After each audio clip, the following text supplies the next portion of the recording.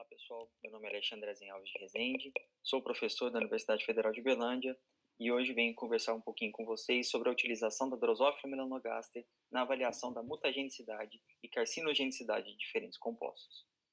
Nós sabemos que o material genético ele está propenso a ser alterado por diferentes vias, desde o metabolismo celular inerente até a própria sobrevivência da célula, ou até mesmo a exposição a agentes externos, como radiação ionizante e também agentes químicos. Ao longo dos anos, o nosso laboratório vem trabalhando com extratos de plantas, sejam extratos brutos, compostos isolados de origem natural, misturas complexas de origem ambiental, e na avaliação, então, da possibilidade se esses compostos eles poderiam alterar o material genético. E diante dessa avaliação mutagênica, nós temos dois efeitos que podem acontecer de uma maneira bem objetiva. Ele pode, aquele composto, ele pode afetar o material genético, ou seja, ele tem efeito mutagênico, ou ele pode ser ainda não apresentar esse efeito mutagênico. E quando nós estamos falando, por exemplo, de compostos de origem vegetal, se ele não possui um efeito mutagênico, será que pela sua composição química ele ainda poderia apresentar um efeito antimutagênico? Será que ele poderia ter um efeito protetivo, como por exemplo uma ação antioxidante? Então esse é um dos mecanismos e uma das linhas de raciocínio que nós trabalhamos no laboratório. Por outro lado, também trabalhamos com a efetividade da ação desse efeito, ou seja, a alteração do material genético propriamente dito. E aí nós podemos pensar, no momento em que há a alteração do material genético, nós podemos nos perguntar por qual via acontece esse processo de alteração. É por uma via de quebra, seria um efeito clastogênico, seria uma mutação pontual, ou ainda seria por um processo de recombinação. E aí, nesse momento, eu chamo a atenção para vocês, por quê? Porque quando nós fazemos uma avaliação e que nessa avaliação os compostos eles são mutagênicos e ainda apresentam ação recombinogênica, nós temos associado a esse fator um processo chamado de perda de heterozigose. E essa perda de heterozigose muitas vezes pode estar relacionada, por exemplo, aos processos de carcinogênese. Então, um composto, um produto químico, um extrato de uma planta que tenha uma ação recombinogênica, uma ação que causa, então, uma propensão maior aí a processos recombinogênicos, ele pode estar, sim, associado a um processo, então, de carcinogênese. No laboratório, nós trabalhamos ao longo de vários anos com um teste chamado Somatic Mutation and Recombination Test, o SMART de asa em Drosophila melanogaster, que foi então publicado pelo professor Graf em 1984, juntamente com outros colaboradores. Nós usamos o modelo experimental do Drosophila melanogaster, amplamente conhecido no âmbito da genética, pela sua versatilidade, tanto no laboratório para poder ser mantido no laboratório, esses espécimes, mas também sobre as suas características que são primordiais nas suas avaliações. Então, nós temos um dimorfismo sexual muito bem estabelecido, então nós conseguimos diferenciar machos e fêmeas, isso é primordial para que nós possamos fazer cruzamentos específicos, com linhagens específicas, na obtenção, então, de proles para avaliação dos efeitos. Então, essas moscas, elas foram e são utilizadas a longa data já, no sentido de fazermos testes tanto de comportamento, como também aí avaliações citológicas, avaliações inclusive moleculares em relação ao DNA, inclusive por causa da grande homologia que existe entre esses animais e propriamente os humanos. Nós sabemos, por exemplo, que existem células que são chamadas dísticos imaginais, são grupos de células nas larvas dessas drosófilas que são responsáveis pela, então, transformação e dar origem às estruturas dessas moscas quando adultas. E, principalmente, no estudo com o SMART, o SMART de asa, nos leva a ter uma atenção especial, principalmente num aspecto chamado aí dos discos imaginais das asas, né? Então, são grupos de células que ficam localizadas nessas larvas, que vão dar origem às asas das drosófilas. E essas células que compõem esses discos imaginais é que serão o alvo, então, a posteriori da nossa avaliação, na tentativa de elucidar os mecanismos.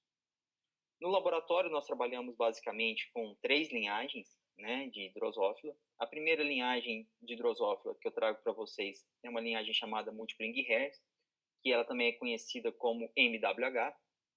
Percebam que no cromossomo ela existe, então, na parte mais distal, em homozigose, os genes, né, então os alelos ali, MWH, sendo expressos. Então, todos os pelos dessas moscas, eles são pelos múltiplos que aparecem na estrutura da drosófila, né, da asa.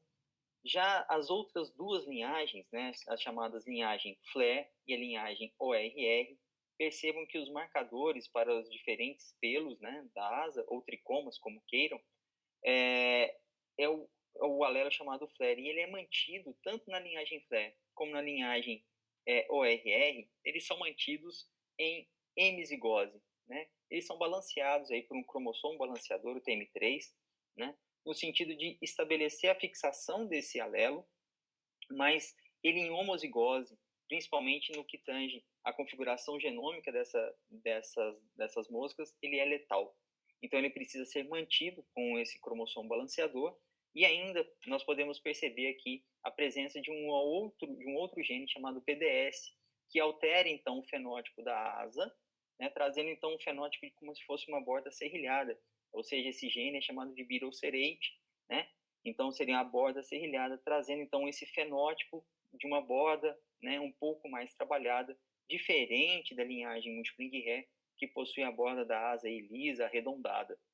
O mesmo, né, como eu acabei de falar para vocês, nós conseguimos observar na linhagem ORR, porém a linhagem ORR, ela é uma linhagem que possui aí elevados níveis de citocromo P450, o que permite, né, fazer uma avaliação de compostos que precisam ser metabolizados, preferencialmente pela via do citocromo P450, na sua ativação ou até mesmo na sua inativação durante o processo de indução de alterações no material genético. Como eu já disse para vocês, o trabalhar com Drosophila melanogaster é extremamente tranquilo do ponto de vista metodológico. Por quê? Porque nós conseguimos manter essas drosófilas em laboratório, utilizando garrafinhas, né, de 1/4 de litro, de 250 ml, em estufa de demanda biológica, com temperatura, com umidade controladas, né, em torno de 25 graus, 60% aí de umidade, com fotoperíodo de 12 horas de claro e 12 horas de escuro. E esse meio, né, que nós podemos ver então nessa garrafinha, que nós vemos aqui embaixo, esse meio, ele nada mais é do que um meio que é produzido com banana, agar e fermento. Então, do ponto de vista de custo operacional, né, ainda é algo extremamente viável, né? É uma metodologia e é uma aplicação que nós temos no laboratório que nós podemos nos manter sem necessidade de grandes financiamentos externos, o que, pensando na realidade brasileira, já é um grande avanço. Percebam aqui, em destaque, em relação à nossa garrafa de cultura, vocês conseguem perceber, então, a presença de algumas pulpas, né, e algumas larvas já, então larvas bem maiores, larvas de terceiro estágio, larvas de 72 horas pelo menos, já em fase de procura, né, para poder se empulpar e depois dar origem nos indivíduos adultos. Esses frascos, eles são mantidos a cada 15 dias, aos quais nós vamos, então, fazendo a troca periódica no sentido de manter a qualidade do meio e também fazendo, então, o fluxo dessas populações. Para trabalhar, então, com o SMART, nós fazemos cruzamentos específicos, baseados, inclusive, naquele processo que eu já chamei a atenção de vocês, relacionado ao dimorfismo sexual em relação a machos e fêmeas. Então, nós fazemos um primeiro cruzamento, que nós chamamos de cruzamento padrão, né, que é o cruzamento ST, que nós utilizamos, então, machos MWH, machos Multipling-Hair, e nós vamos cruzar com fêmeas virgens, flare. Por que nós precisamos usar fêmeas virgens? Para garantir a constituição genética dos indivíduos que vão constituir a prole. Quando nós trabalhamos com esses indivíduos, na formação desses indivíduos, nós vamos ter, geneticamente falando, duas proles distintas. Uma prole que vai ter, então, os marcadores FLAIR e Multipling-Ré, né? Ou seja, os marcadores aí dos fenótipos da asa, né? Na posição trans, né? E nós vamos ter ainda uma outra progênie, né? Que vai ter apenas o marcador Multipling-Ré e na ausência do marcador FLAIR, né? Então, aqui nós temos aqui a presença do cromossomo balanceador juntamente com o BDS. E como que nós conseguimos diferenciar essas duas progênies? Nós conseguimos diferenciar essas progênies pela estrutura da asa, o fenótipo da asa. Essa progênie que é constituída com os dois marcadores, né, com os dois genes aí para alterar o fenótipo do pelo da asa, eu consigo visualizar uma asa com a borda lisa, como eu havia comentado com vocês anteriormente. E já os indivíduos, aqui a gente tem uma fotinha, né, relacionada à montagem das lâminas, e a gente consegue ver então a borda serrilhada. Nesse sentido, né, então, nós temos a formação então de indivíduos que nós chamamos de transheterozigotos marcados, ou indivíduos MH, e nós temos ainda os indivíduos chamados de heterozigotos balanceados, os BH. Esses indivíduos chamados de transheterozigotos marcados, eles nos permitem avaliar a mutação, deleção e processos recombinacionais, ao passo que os heterozigotos balanceados não nos permitem fazer esse tipo de avaliação. E por que os heterozigotos balanceados não nos permitem fazer esse tipo de processo? Porque os produtos de origem recombinacional, né, que acontecem nesses descendentes, eles acabam sendo produtos inviáveis. Por quê? Porque o cromossomo balanceador ele é portador de uma diversidade, uma quantidade grande de inversões, o que faria, então, num processo de pareamento, né, fazendo, então, com que nós tivéssemos muitas alças de pareamento, o que promoveria, então, a fragmentação desse material genético, e essa excessiva fragmentação poderia levar, então, à inviabilidade de nós quantificarmos processos recombinacionais nos indivíduos BH, tá certo? Bom, mediante esses cruzamentos que nós fazemos, depois nós colocamos esses casais, em torno de 400 casais ali colocados, né? Nós colocamos em frascos também, né? Mas só que ao invés de utilizarmos o meio de banana, como coloquei para vocês, nós usamos um outro tipo de meio para fazer a coleta dos ovos e das larvas. Nós vamos utilizar, então, os frascos contendo, então, uma camada fina, né, suplementada aí de fermento com açúcar, né, e sobre uma estrutura de uma base de agar. E essa estrutura de base de agar vai sustentar, e esses casais ficam nesses frascos por um período de 8 horas. Durante, então, 8 horas, esses casais continuam, né, então, ovipondo, né, as fêmeas ficam ovipondo nesse meio, e após, então, um período, né, de coleta de 8 horas, nós retiramos esses casais, esses frascos, mantendo, então, nesses frascos, apenas os ovos depositados. E aí, a partir do momento que nós vamos ter 72 horas após o processo de postura, nós devemos ter, então, nesse meio, né, colocado, produzido com fermento e sacarose, nós devemos ter, então, larvas, né, de Drosophila melanogaster dos diferentes cruzamentos para serem, então, tratadas, e após o tratamento, nós vamos poder, então, fazer uma avaliação, né, sobre o potencial mutagênico, né, recombinogênico, enfim, do composto a ser analisado.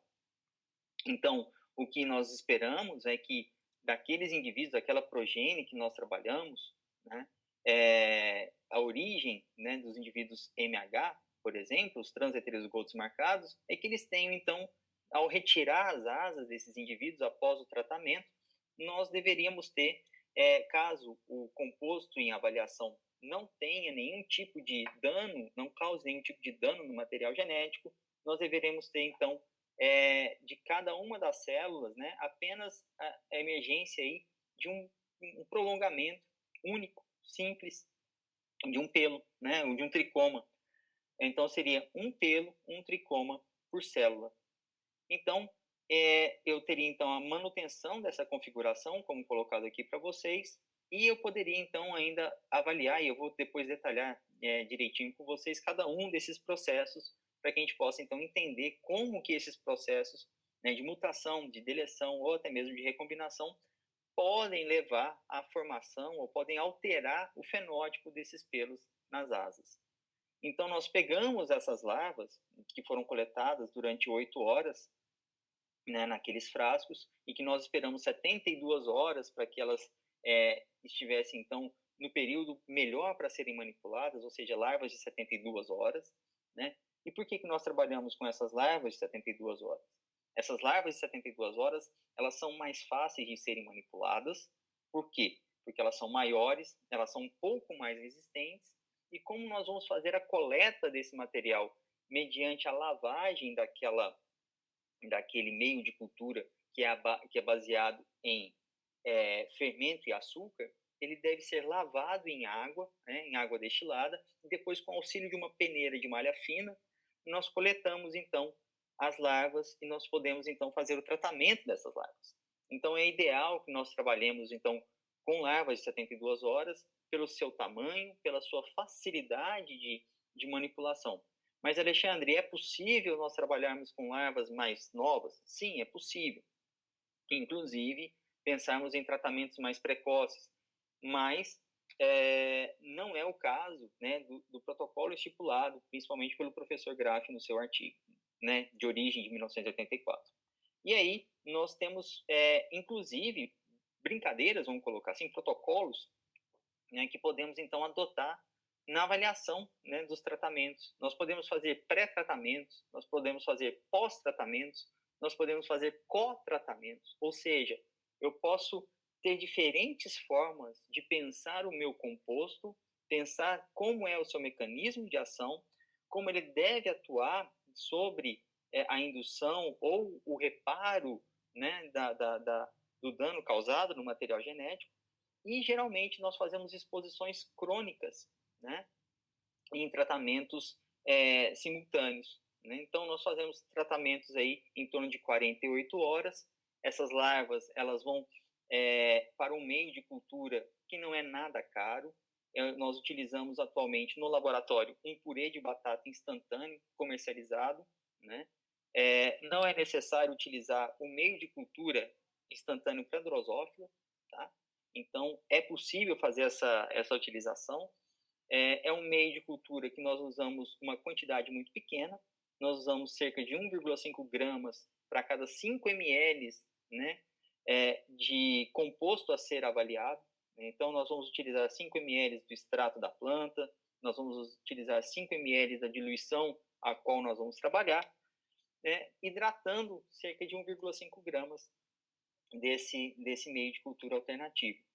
Existem trabalhos já mostrando, e o professor Mário Spanol foi pioneiro em relação a isso, quando ele volta do seu pós-doutorado no laboratório do professor Graff, ele traz, então, essa possibilidade de nós substituirmos um meio de cultura instantâneo pelo purê de batata.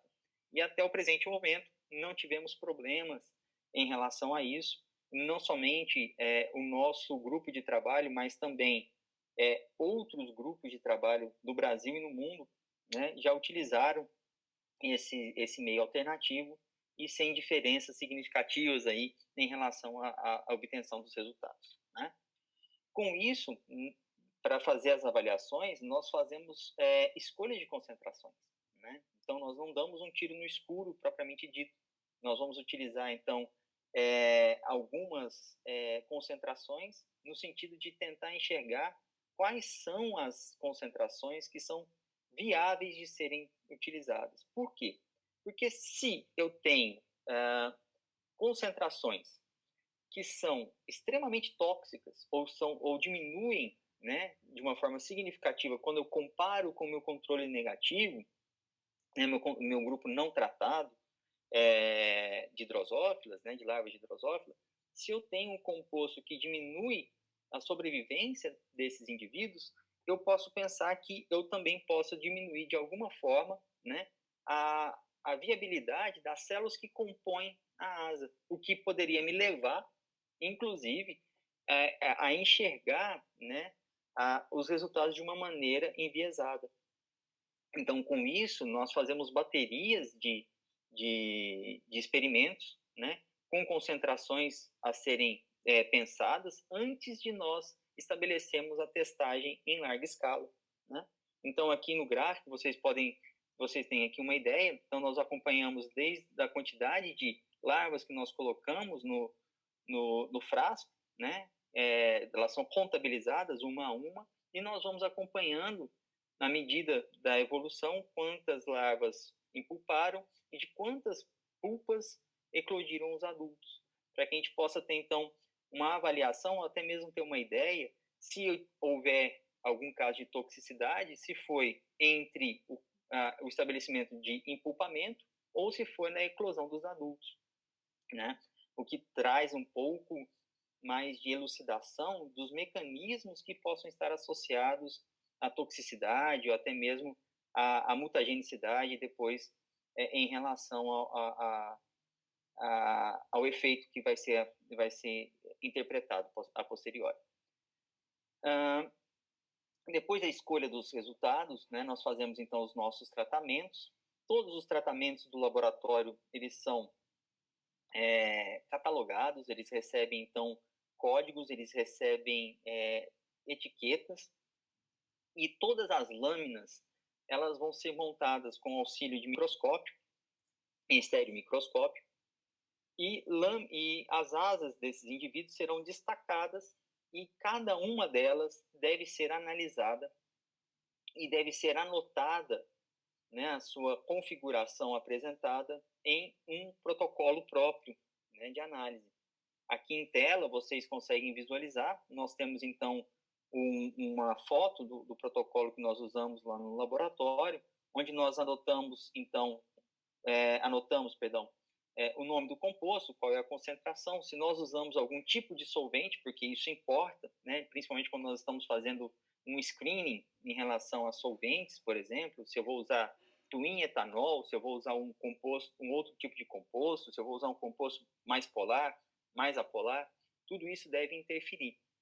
Devo colocar se o trabalho que eu estou analisando ele é de uma avaliação, né, de uma avaliação crônica, ou se ele ainda é de uma avaliação aguda, né, de exposição, se for de 24, 48 horas, né, de exposição dessas larvas, né?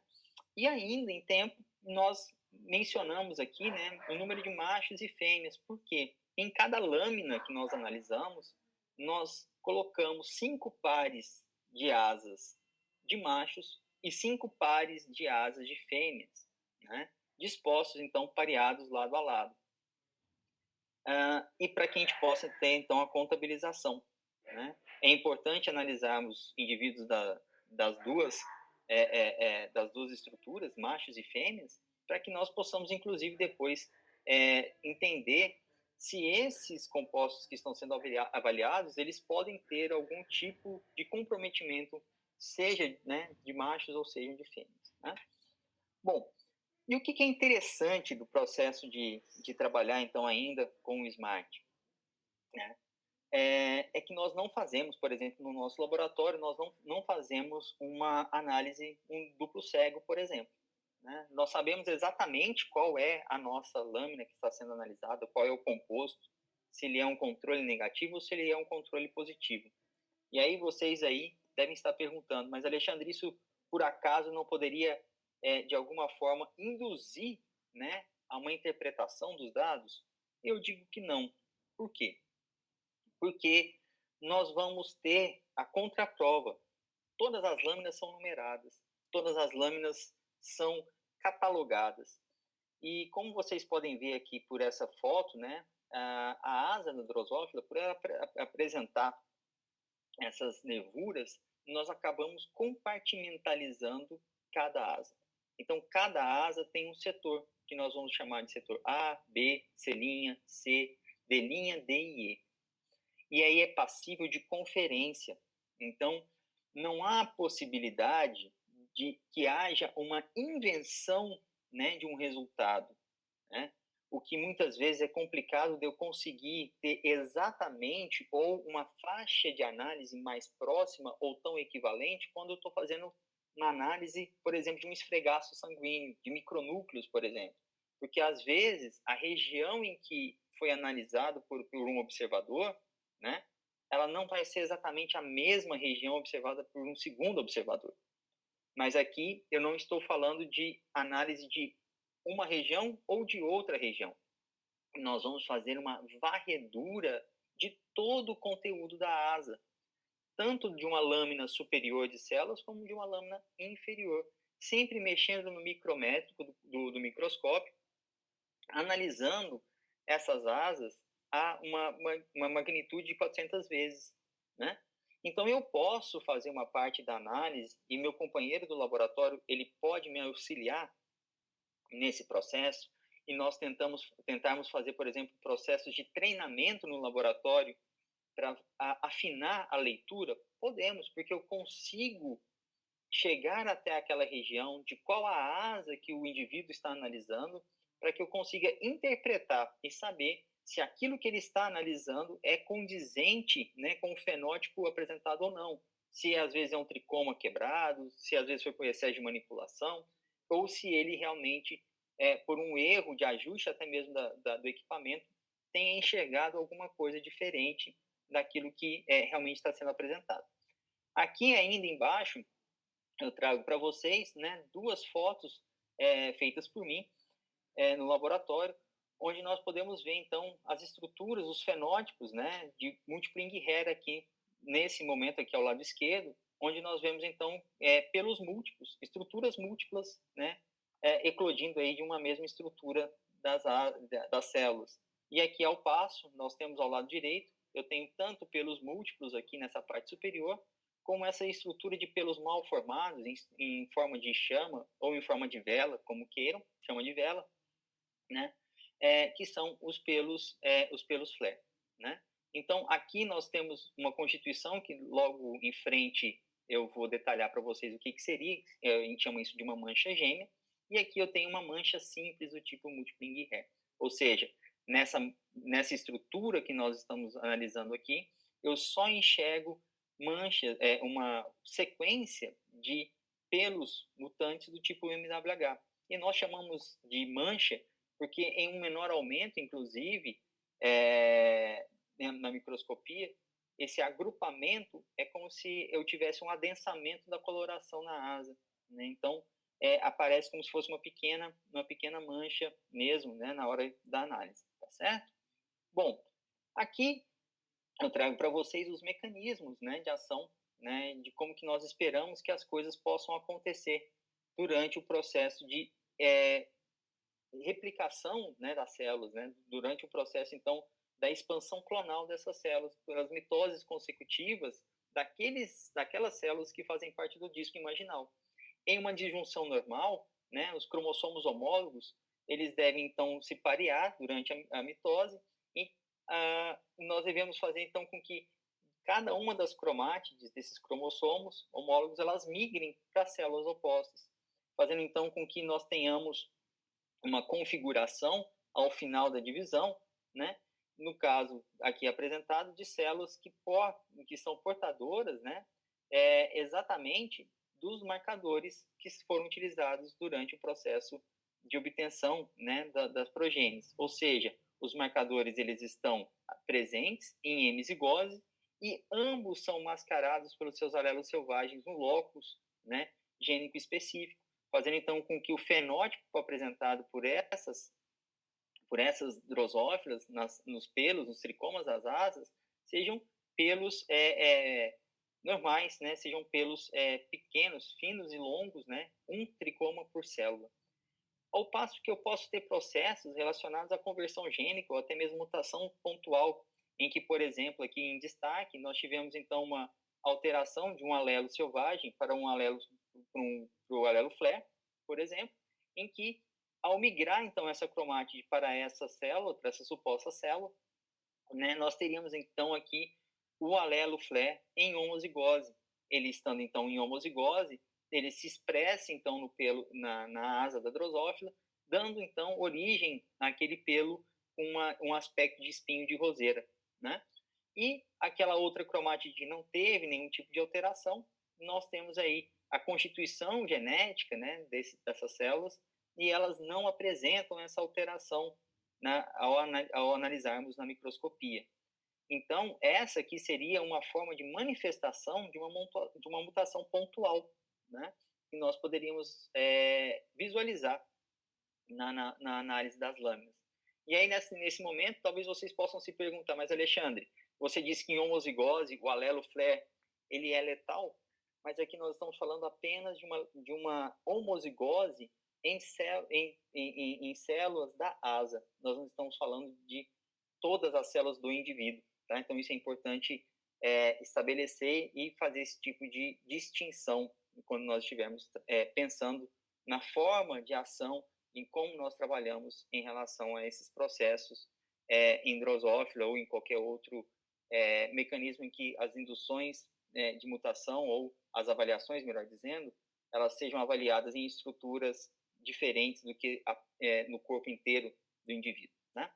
Bom, ainda em tempo, quero chamar a atenção para vocês que o mesmo pode acontecer por processos de deleção, por exemplo, uma deleção terminal, em que, então, eu teria a possibilidade do alelo múltiplo em Guerre se expressar de uma forma, como eu poderia dizer, em hemizigose, ele poderia, então, se expressar e pode se manifestar, né, dessa maneira, e ele se manifestando, então, as células vão apresentar aí uma estrutura em forma, então, desse pelo múltiplo, e aquela cromátide que não foi afetada, ela continua, então, balanceando a expressão do alelo mutado, que é o alelo múltiplo em Guerre, né? Então, fazendo com que as outras células tenham fenótipos convencionais. Essa alteração, essa possibilidade seria, então, uma deleção terminal, dando origem, então, a manchas que nós chamamos de manchas simples do tipo MWH. As deleções intersticiais, por sua vez, dão origem a manchas simples do tipo FLE, como está representado nesse slide, mas eu gostaria de chamar a atenção, então, agora para vocês de dois mecanismos, né, que são de recombinação.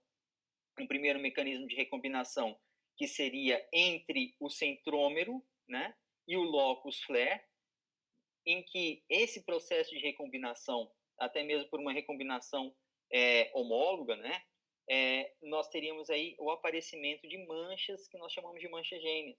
Ou seja, por meio de um evento que causa a recombinação, nós temos, então, trocas entre essas cromátides, né, cromátides que não são irmãs, mas elas carregam, então, os outros marcadores. E quando existe essa nova configuração, essa nova disposição desses marcadores, nós vamos ter a expressão nos pelos das asas dessas drosófilas de pelos um pouco diferentes. Ou seja, os nossos dois marcadores, os nossos dois alelos vão se expressar. Então, nesse momento, nós vamos ter tanto pelo múltiplo em Guerre como pelo FLE próximos um ao lado do outro ao analisarmos uma lâmina após o tratamento, né? Já aqui no caso, nós teríamos ainda um outro processo de recombinação, né, em que ele aconteceria entre o locus do FLE, né, e o locus do múltiplo em Guerre. E aí que é interessante perceber que esse tipo de recombinação, ele leva ao aparecimento apenas de manchas simples do tipo múltiplo em Guerre, né? Ou seja, se nós estivermos analisando lâminas no laboratório e que eu tenha apenas múltiplo em Guerre ou de uma forma excessiva, né, dados relacionados à expressão apenas de múltiplo em Guerre, não quer dizer que a ação seja apenas mutagênica, uma mutação pontual ou uma deleção, como nós vimos nos slides anteriores. Mas pode ser por um processo de recombinação entre o FLE e o múltiplo em Guerre, e não entre o centrômero e o locus do FLE. Tá certo? Bom, desculpem, mas aqui nós temos ainda uma possibilidade de trabalhar, né, após fazer todas as análises, lembrando que cada par de asas, né, que nós trabalhamos, nós estamos trabalhando aí com cada asa com 48.800 pelos, então é um contingente populacional de células de asa de drosófila que nós analisamos, digamos, de relevante, né, porque nós fazemos análises, por exemplo, de pelo menos 4 a 5 lâminas de cada concentração, né, então nós estamos trabalhando aí com análise de 50, de 60 indivíduos, né, então 60 indivíduos, cada uma desses indivíduos com 50 mil pelos praticamente, né, então é uma quantidade de material analisado de uma forma muito satisfatória, né. Bom, e Frey e Wigler, tanto em 88 como em 85, tá? Eles estabelecem para nós um mecanismo, né, para que nós possamos trabalhar com a avaliação, né, de compostos mutagênicos. Eles trazem, inclusive, no seu artigo de referência, né, a possibilidade de termos 4 diagnósticos: um diagnóstico positivo, um diagnóstico negativo, um diagnóstico inconclusivo e um fraco positivo, né? O que é importante a gente deixar aqui ressaltado, né, é que nós precisamos ter, nas hipóteses lançadas, tanto a hipótese nula como a hipótese alternativa, nós precisamos ter uma força de aceitação e rejeição da outra hipótese. Então, o que eu quero dizer é, quando nós estamos fazendo um processo de avaliação mutagênica, eu preciso pensar que o meu composto que eu estou avaliando, a quantidade de eventos mutagênicos que eu consegui mensurar, que eu consegui quantificar, ela seja maior do que o meu controle negativo, né? Ou seja, eu rejeito a hipótese de que eles sejam iguais, e quanto mais ele se distancia do controle negativo, mais eu aceito que ele é diferente, certo? E no caso da antimutagênese, o processo ele é inverso, né? Então, na antimutagênese, ou seja, nos efeitos protetivos que nós estamos muitas vezes avaliando, eu tento, então, enxergar o quanto o meu composto diminuiu, né, a ação daquela minha genotoxina. Então, é um extrato de uma planta que diminuiu a ação, por exemplo, do peróxido de hidrogênio ou da cisplatina, de qual outro composto que seja que está sendo avaliado naquele momento. Então, na antimutagênese, nós vamos comparar esses quantitativos, tá certo? No sentido de ver a diminuição do dano. E para ver, então, na antimutagênese, diminuição de dano, eu comparo com o controle positivo. E aí nós temos uma variedade de dados que são apresentados, que nós podemos separar em classes de manchas, né? E aí, inclusive, essas classes de tamanhos de manchas, elas podem nos dar a possibilidade de entender se a origem do evento mutacional ela foi mais tardia ou ela foi mais inicial. Se eu tenho um dano que aconteceu logo no início do processo de divisão das células, né, que compõem a estrutura da asa dessas drosófilas, nós devemos ter, então, manchas mais extensas, né, manchas que, inclusive, vão se sobrepor, como colocado aqui, então, nesse esquema, nessa forma esquemática aqui do lado esquerdo. E se eu tenho, então, manchas que acontecem no final, né, ou ainda a própria estrutura da drosófila consegue manter esse processo todo, né, e que o dano ele realmente é mais tardio, nós vamos ter, então, a tendência de termos manchas menores e mais espalhadas, mais esparsas em relação à estrutura da asa da drosófila, né? Bom, e aqui eu trago para vocês, por exemplo, né, então, essas quantificações todas, isso aqui é uma tabela de um artigo nosso do laboratório, que já foi publicado há um tempo atrás, mas só para vocês verem um pouquinho do que nós trabalhamos, né? Então, nós temos aqui uma qualificação das manchas que são apresentadas, como manchas simples pequenas, né, simples grandes, mais do que 2 células, manchas gêmeas, pelo caso daquele processo de recombinação que nós estávamos conversando, o número de total de mutações que acontecem, entre outros processos. mas aqui, justamente nessa coluna que está em destaque, é onde nós conseguimos avaliar ou enxergar se os compostos tiveram uma diferenciação no sentido de induzir mutação ou ainda proteger. Porque a gente pensa, né, qual que é o raciocínio associado. Nós raciocinamos da seguinte maneira: se eu tenho um pelo, é por causa, muitas vezes, de um evento que aconteceu. Então, quanto mais pelos mutantes, quanto mais manchas eu enxergo, né, maior seria o número de eventos mutacionais que aconteceram naquele indivíduo. Então, nós enxergamos, né, a primeiro momento, essa parte, então, das manchas totais, né, do número de pelos totais que foram quantificados, e depois nós também não podemos deixar de levar em consideração a qualificação dessas alterações, né? E que em um momento oportuno espero estar com vocês para a gente poder detalhar e esmiuçar isso aqui de uma maneira bem mais completa, tá? Bom, não só de Smart nós trabalhamos no laboratório, nós também trabalhamos com um outro teste chamado de ETT, né? Que é, então, um teste para a detecção de tumores epiteliais em drosófila, e que nós sabemos que é possível trabalhar com esse tipo de metodologia, porque nós temos, né, na literatura já descrito diferentes genes que são que fazem parte, né, de controle de ciclo celular, e aqueles que ativam o processo de ciclagem dessas células, né, essa atividade proliferativa. E esses genes, né, que controlam, eles também são conhecidos como genes supressores de tumor, né? E em drosófila, nós já temos aí uma literatura já até de certo ponto antiga, já colocando aí que nós temos aproximadamente 50 genes que trabalham no processo de regulação desse ciclo, né? Mas nós temos um em específico que é chamado gene WARTS ou gene WTS, tá? E ele tem uma homologia tanto com o gene DN15 de camundongos como LATS1 de humanos, né? Então, nós podemos pensar de qual maneira?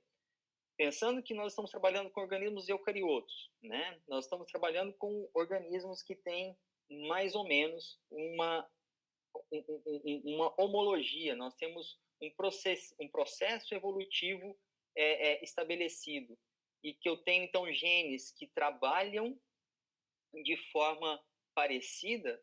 Pode ser que aquilo que eu estou testando em drosófila, né, de alguma maneira, é claro que eu não consigo extrapolar dose, eu não consigo extrapolar concentração, eu não consigo extrapolar uma porção de coisas, mas eu posso pensar que em uma avaliação com drosófila, eu posso, talvez, ter o mesmo tipo de reação, talvez, em outros organismos eucariotos, como, por exemplo, humanos. Tá certo? Bom, aqui o procedimento ele é basicamente a mesma coisa, só que nós trabalhamos com uma outra linhagem agora, né? Nós trabalhamos, então, com a linhagem WTS, que ela carrega, então, esse alelo em hemizigose também, com aquele mesmo cromossomo balanceador do TM3, tá? E ele carrega um outro marcador, que é o Stubble, que é para, então, diferenciar na hora de podermos fazer as manipulações e as análises, que é, então, um gene que traz uma espessura, né, dos pelos que fazem parte do dorso dessa drosófila, diferente, né? Mas nós trabalhamos no mesmo raciocínio.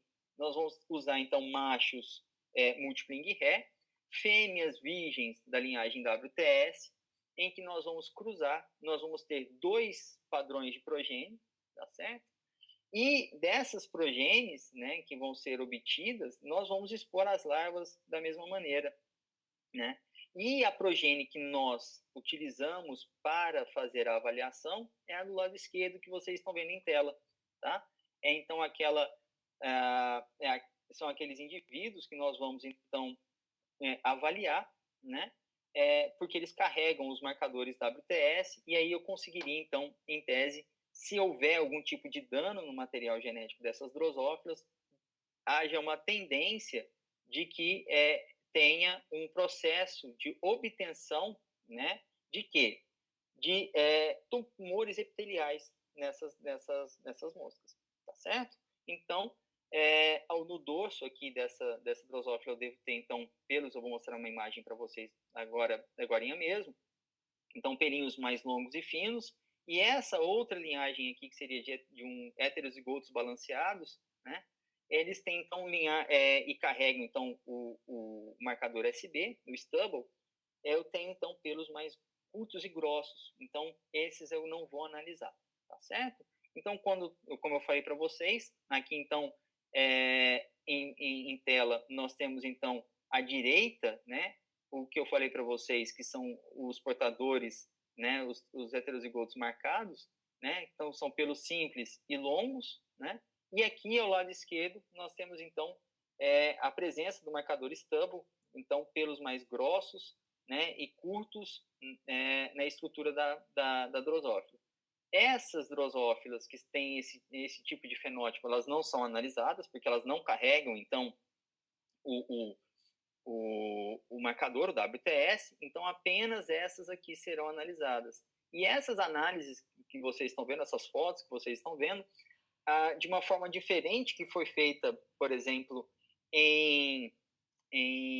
no SMART, essas aqui são analisadas em estereomicroscópio, em lupa. Nós colocamos, então, essas drosófilas em lupa, né? Que nós vamos, então, analisando esses indivíduos e nós vamos passando por cada um dos compartimentos dessas drosófilas. Nós vamos analisar os olhos, nós vamos analisar as patas, nós vamos analisar abdômen, balancins, né, os halteres, nós vamos analisar as patas, né?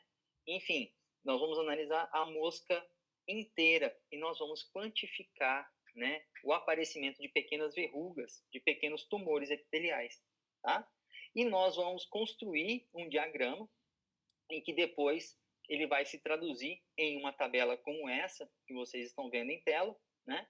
Em que nós fazemos, então, depois a utilização de um teste, né, de Mann-Whitney, por exemplo, fazendo, então, uma avaliação, né, no sentido de enxergar se o composto que foi, então, trabalhado, ele diferencia ou não, seja do controle negativo ou seja do controle positivo, no caso, se estivéssemos trabalhando com avaliação antimutagênica. No caso em tela, isso é um trabalho que foi feito com um inseticida, né, o fipronil, onde vocês podem perceber que todas as concentrações que nós utilizamos do fipronil, elas se diferenciaram de forma significativa do controle negativo, mostrando aí no material utilizado, nas condições experimentais que nós utilizamos, que o fipronil ele é carcinogênico, né, em drosófilos, ou seja, o mecanismo dele pode induzir carcinogenicidade em drosófilos, tá certo?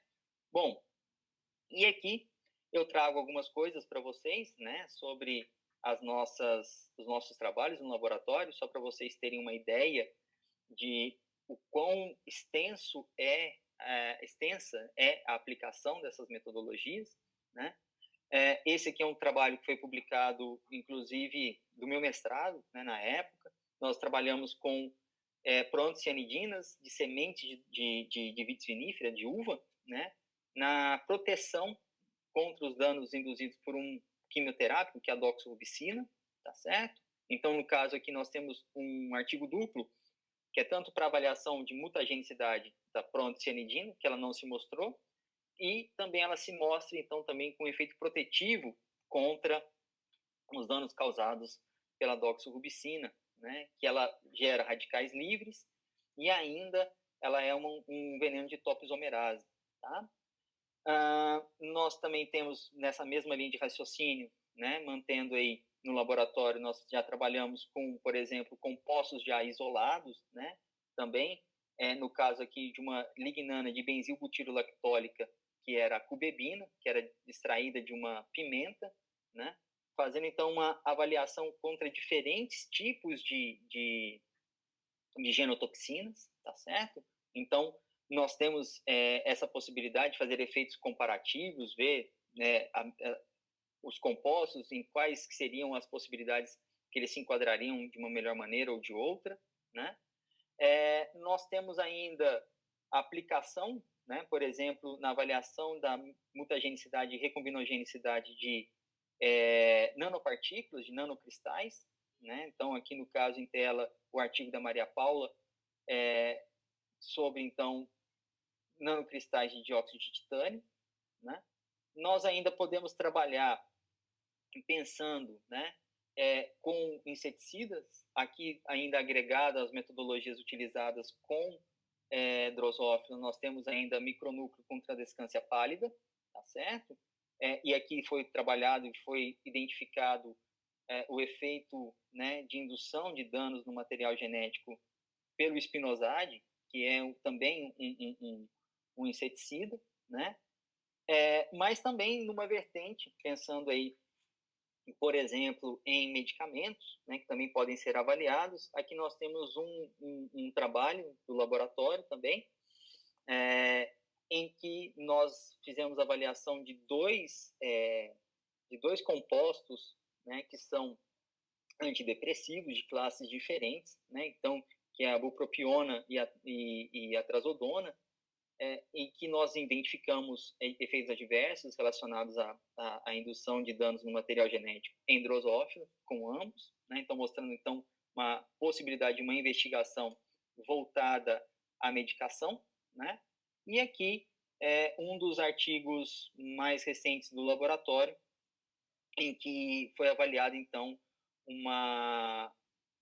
foi feita a avaliação, né, de uma fosfolipase, né, extraída, então, do veneno de bota para o jaracuçu, né, e também associada às avaliações com drosófila, foram feitos alguns outros testes com células humanas, né, mostrando, então, que não somente apenas de compostos sintetizados, mas compostos de origem não só vegetal, isolados, mas também de origem animal, nós podemos fazer esse tipo de avaliação, né?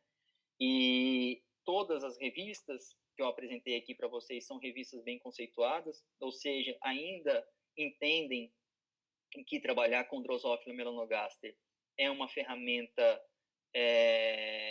realmente de relevância científica, né, respeitada, e nós temos tido esse espaço ainda de publicação, né, nessas revistas, e eu acredito que isso deva se manter. É claro que todas as revistas, quanto mais o tempo passa, mais se quer saber sobre as questões de mecanismos de ação, né, e não apenas sobre o efeito propriamente dito. Então, aqui a gente precisa de uma parceria, sim, né, da pesquisa básica e da pesquisa aplicada, no sentido de dar as mãos, e nós conseguimos, então, elucidar, né, esses papéis, esses mecanismos ao longo dos trabalhos que são feitos. Bom, eu gostaria de agradecer, antes de encerrar a minha fala aqui com vocês, eu gostaria de agradecer ao professor Mário Antônio Spanó, né, que é o chefe do Laboratório de Mutagênese no campus de Uberlândia, né, e que inclusive foi meu orientador desde iniciação científica, a quem eu devo toda a minha carreira acadêmica a ele, né. Agradeço também, em nome da professora Veridiana, essa parceria que está sendo desbravada agora com as questões de compostos relacionadas a compostos de origem animal, no caso aqui da fosfolipase que eu mostrei para vocês, falei brevemente.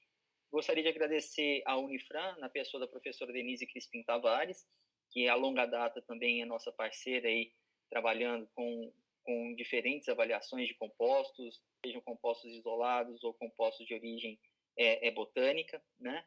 E a professora Luzânia Maria Grega Antunes, da Faculdade de Ciências Farmacêuticas de Ribeirão, da USP de Ribeirão, né, pelo apoio também condicional aí nas avaliações de linhagens celulares, sejam elas humanas ou não, né? Então, eu gostaria de agradecer, em nome dessas pessoas, as suas equipes, né, que sempre estão aí dispostas a trabalhar no desenvolvimento da ciência do país, né?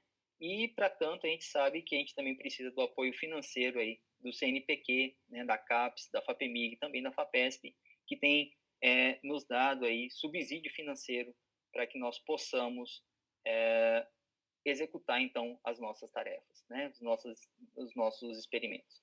Bom, era isso que eu gostaria de passar para vocês, espero que todos tenham tido um bom momento, e em breve nós nos encontramos para maiores esclarecimentos. Obrigado, tudo de bom, até breve. Tchau, tchau.